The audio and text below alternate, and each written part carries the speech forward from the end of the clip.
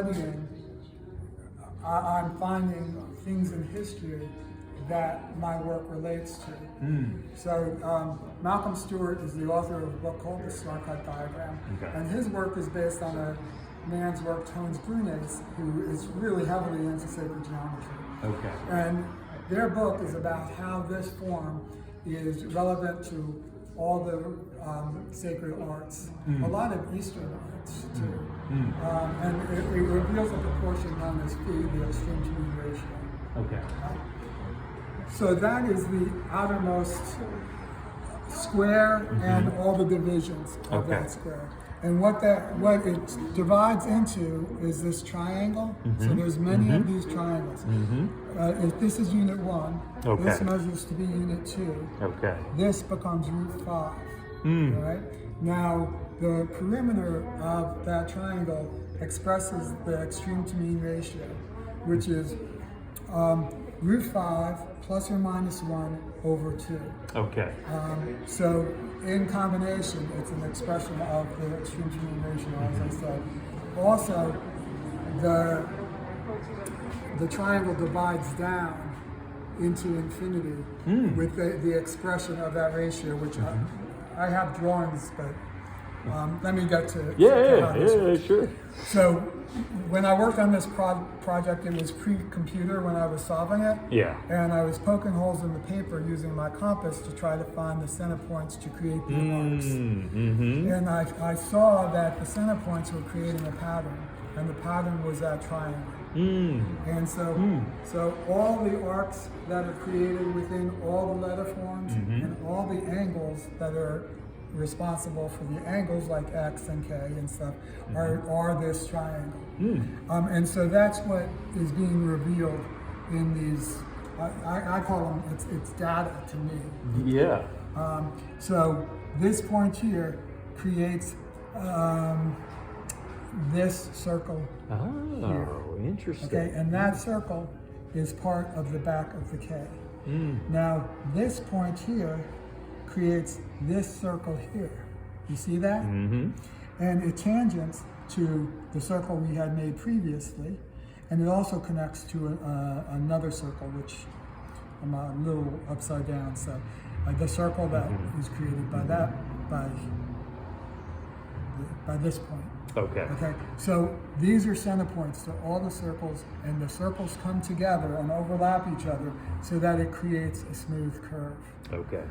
This geometric puzzle is the same that is used for squaring the circle, which is supposed to be an impossibility. It's not. We can square a circle, it's just irrational. So if I go through here, you'll see how it. How did you choose the colors? I just pluck them out of the air. I like them to taste. See you, John. Nice meeting you. I like the colors to be an expression of what I'm feeling from the alphabet. So you can see all the different circles that are created.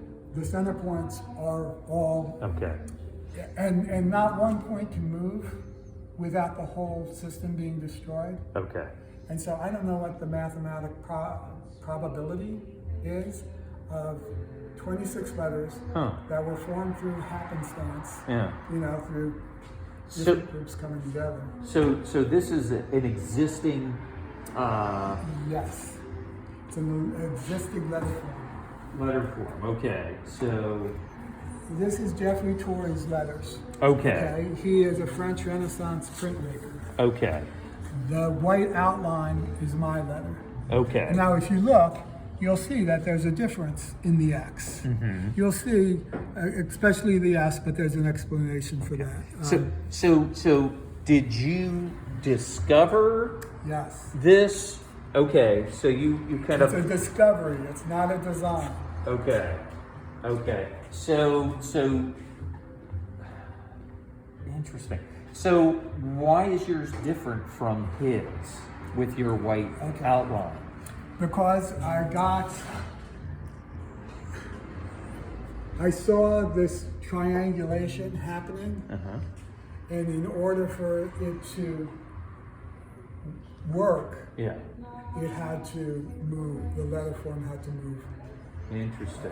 But Okay. but within, you know, within Okay. a reasonable. Now again, the letter S, it gets more complicated than that. Okay. The pattern that I was examining was, I think, done by an artist an architect from the 1920s called Frank Chateau Brown. Okay. He wrote a book, Letters and Lettering. Okay. And my work really resembles his work. Okay. It's different, Yeah. but it really resembles his. I'm convinced that he based his work on Jeffrey Torrey's work. Okay. Do you know what Jeffrey Torrey based his letter forms on? No, and Jeffrey Okay. Torrey is the most interesting of the Renaissance artists Ah. that were examining this. Everybody was And afraid. what time period are we talking about? We're talking about 1510. would be Okay. A really specific time where everything gelled. Yeah.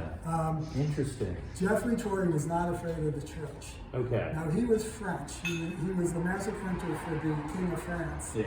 And I think he was protected. That king had, I think it was King Francis, I'm not sure. Yeah, I don't remember that.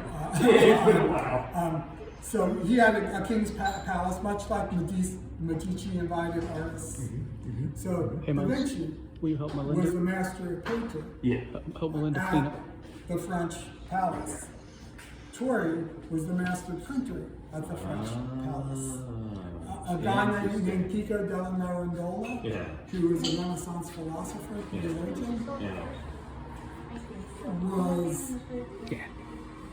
annexed to the king's palace because the church was after him, Okay. because they thought he was a heretic looking at ancient Hebrew scripture Okay. and connecting it to his Catholicism. Interesting. So do you think he was utilizing this kind of formula Do to you create want me his to give you letters? the? Hey, Melinda? Yeah. I'll take care of all that I'd love to hear tomorrow it. morning, so don't worry about it.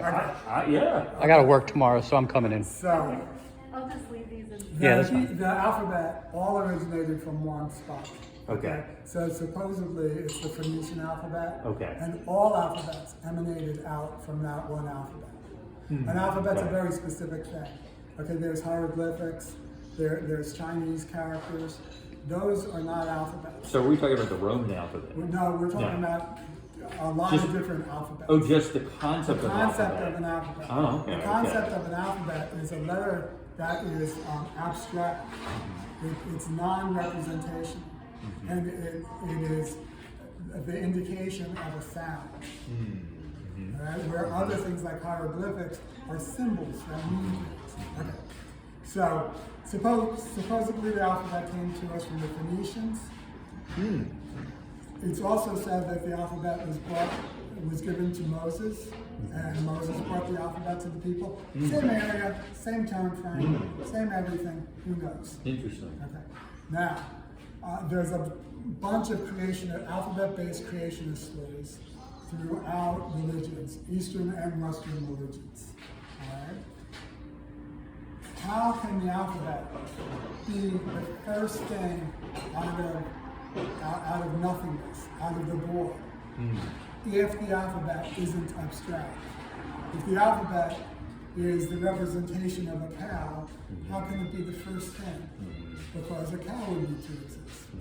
So, to God, an abstraction of the alphabet is really important. Because you can't have a creationist story based on the alphabet if the alphabet isn't abstract. And then I get into wildness about how there is no time. I mean, this science says this is true. How there is no time. The Hebrew alphabet is the most efficacious of the alphabets as far as its holy divinity-ness. So it's thought. I don't need to number what's important and what's not. But, Can you flip to the X? I want to see the X. R's pretty nice too. So where am I with this? Okay. So there is no right. time. Okay. We need an alphabet Okay. in order to create creation. Okay. We now have an alphabet. Okay. That is abstract. Right there. See, Vito? Nice meeting you again, Vito. So now there's the tool to create creation. Yeah. And there is no time. So it Okay. doesn't matter. So the idea that words are used to create things, and so we need an alphabet so that we can have the words. alphabet is before the word. Yeah, yeah. Okay. An alphabet is Interesting. honored, very much so Interesting. in history. Yeah. Huh. So it's wild stuff. Yeah. But as I said, I don't answer to anybody. Yeah. I'm not religious either. I am whatever I am. Yeah. I have a spirituality Right. for certain. Right. Don't subscribe to a But specific I'm not denomination, dogmatic at all. faith system. Yeah. Yeah. No. Yeah. Okay. Interesting. So are what you saying this? So I guess what I'm trying to ascertain is, did this French